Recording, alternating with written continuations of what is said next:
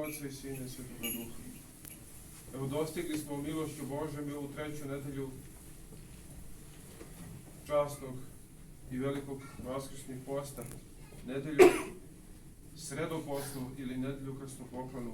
Čitamo ove sedmice, mi se po crkvenom predanju poklanjamo časnom drvetu životvornog krsta Gospodnjeg. Kao što na sred crkvenih kupola stoje krstovi, tako i na sred postovoj i sredopostnoj nedelji crkva iznosi životvorno drvo časnoga krsta, kako bi se njemu prikosnuli, kako bi to sveto drvo doticali, njemu se poklanjali i sami se osvećivali i dobijali ono blagodatno ukrepljenje koje nam je potrebno i neophodno kako bismo tog posta savršili onako kako je Bogu ugodno. Dakle, u sred postovoj i sredopostnoj nedelji mi se poklanjamo časnom drvetu životvornog krsta kako bi Bogočovjek Hristos koji je raspet i vaskrsao nas ukrepio tim božanskim blagodatnim silama koje su radi Bogočovjeka Hrista počinule na ovom svetom znamenju. Na ovom svetom znamenju kojim osenjujemo sebe, ali na ovom svetom znamenju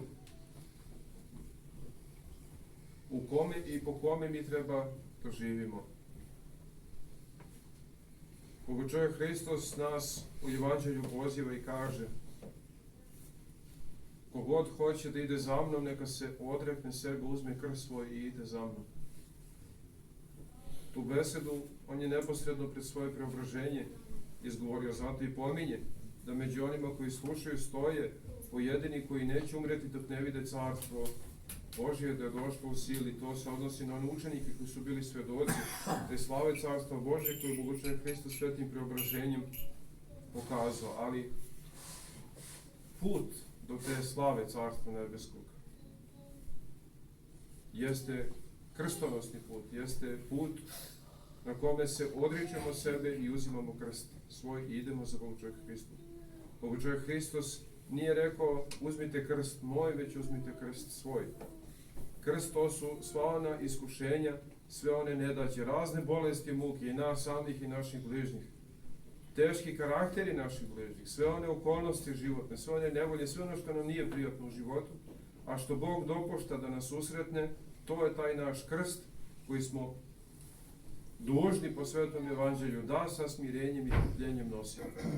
Ne da ropćemo zbog tog krsta, već smireno da taj krst prihvatimo, ispunjavajući ovu zapovest Bogočovjeka Hrista. Uslov da taj krst prihvatimo jeste da se odreknemo sebe. Šta to u konkretnom smislu znači? To je posebno jasno nama savremenim razmaženim ljudima, razmaženim hrišćanima, koji uglavnom samo kenkamo i žalimo se i ropćemo i na najmanju nevolju koja remeti taj naš lažni raj na zemlji, lažni mir, taj komfort, konformizam, kako me neprestano trčimo i težimo. To je sad moderno je da čovjek neprestano pravi taj neki svoj lažni raj oko sebe, zaboravljajući da postoji samo jedan jedini istinski raj. Raj u carstvu nebeskom, raj Bogočovjeka Hrista, koji obeća onima koji se trude da u ovom veku žive po zapovestima njegovim, odnosno da nose krst svoj. Pored Bogočovjeka Hrista, na Golgoti raspeta su dva razbojnika.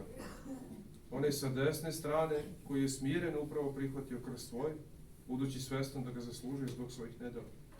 I onaj sa leve strane, koji je roptao na svoj krst, iako ga je zaslužio, sam je bio razbojnik. Tako se i čitavo čovječanstvo i svi mi hrišćani zapravo delimo na te dvije grupe ljudi. Na one koji slede put ovog smirenog, pokajanog razbojnika koji je prvi ušao u carstvo nebesko, a koji je smireno i trpeljivo podnosio krst na kome.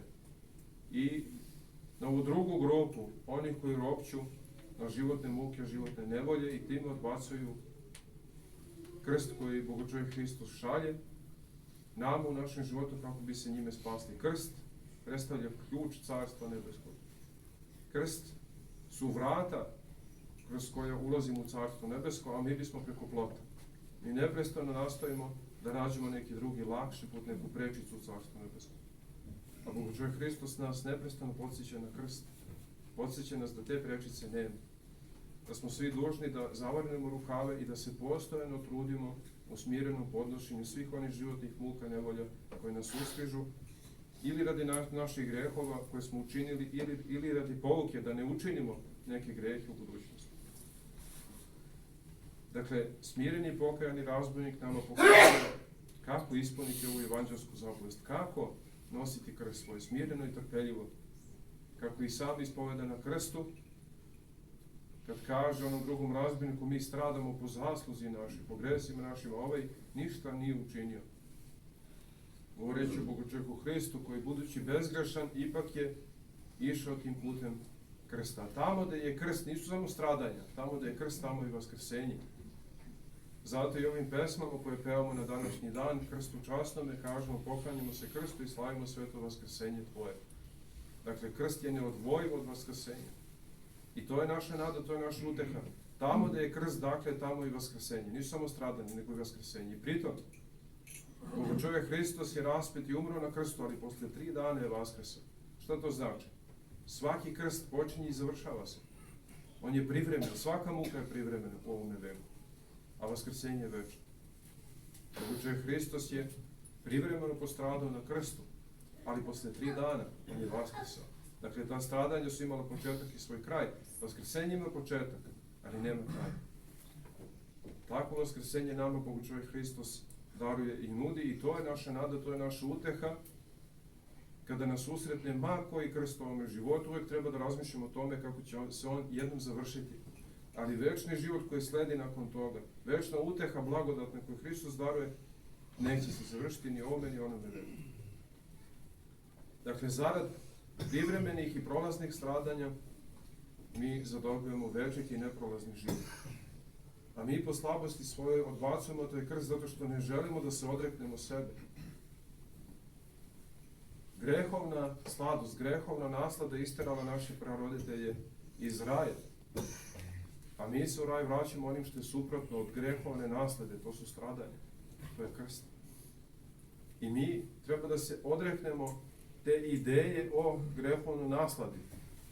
Stari čovjek u nama smatra da ovozemaljski život treba da provedu u nasladi. Te bolesne, grehovne, antievanđelske ideje, konformističke, konzumerističke, potrošačke ideje, koji ovaj savremeni, moderni svet nameće nama ljudima, mi te ideje treba da se odreknemo, da pljunemo na nju, da se nad njom zgadimo, da je zgazimo. Jer je ona antievanđelska, ona nas odvoja od Boga. I da prigrlimo svoj krst onako kako je i Hristos to učinio. On se, pokazujući da je istinski čovjek, istinsku ljudsku prirodu nosi, moli u Getsemani da ga zaobiđe čaša stradanja. Ali svoju molitvu završavao je potpunim predavanjem volji Boga Oca. A volja je bilo da on uziđe na krst, da postrada na krstu radi nas. Kao što su majke i roditelji često spremni da pretrpe i najteže stradanja zarad svoje dece, samo da dece budu zdravo, da budu dobro, tako i Bogočovjek Hristos radi nas, svoje duhovne dece, pretrpeo krst, kako bi nam darovao vaskrsenje. Dakle, vera, ne samo u krst Hristov, nego i vaskrsenje Hristovo, jeste naša uteha. Tamo da je krst, tamo je vaskrsenje, ali tamo i Bogočovjek Hristos. Van krsta, mimo krsta, mi ne možemo susresti Hrista.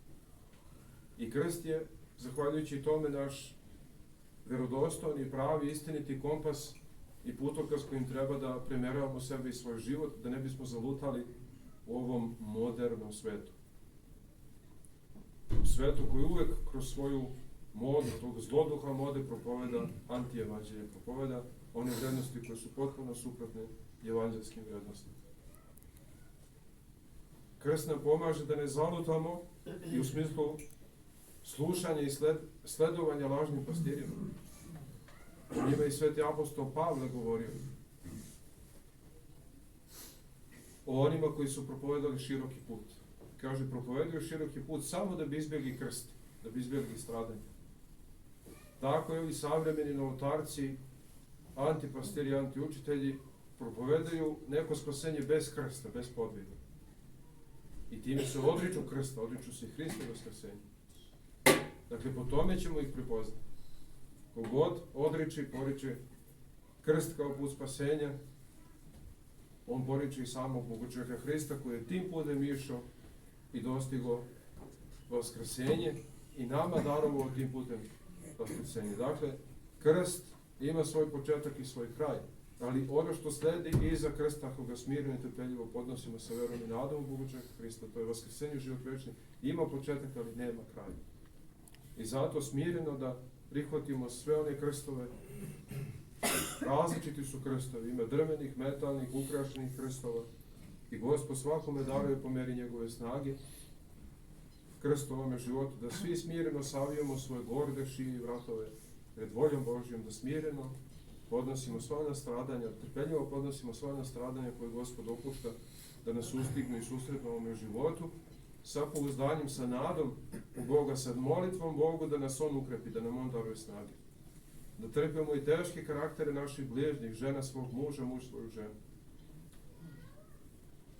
Jer sveti oci kažu, kad bežimo od jednog krsta, sustigne nas još veći, gori i teži krst. Ko beži od vuka, sretne ga medved, kažu sveti oci. I zato da ne bežimo od onog krsta koji nam je Gospod darovao, da je smireno sa pouzdanjem u njega. Mi sigurno po slabosti ljudske osjećamo da nemamo dovoljno snage da ga nosimo i to je prirodno. Zato nama jeste potrebna vera, zato nama jeste potrebna Bogo čovjek Hristos, pouzdanje u njega i molitva, smirena molitva, Gospode, slab sam, pomozi mi. To je u hrišćanskom smislu i dopušteno i u redu da ispovedamo sopstvenu nemoć i da prosimo od Gospoda snagu i ukrepljenje za nošenje naše krsta. Ali ono što nije dopustivo jeste da ropćemo na Boga čovjeka Hrista, da ropćemo na krst, time ropćemo na Boga čovjeka Hrista, na krst koji nam je dat i da odbacujemo taj krst, jer skupa sa tim odbacujemo Hrista, odbacujemo vaskrsenje, odbacujemo spasenje.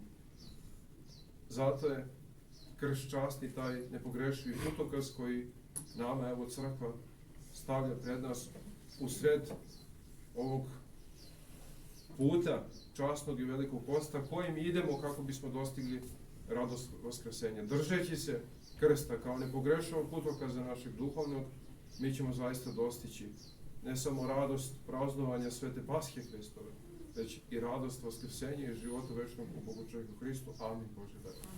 Srećno Bogom, Bogom, danas i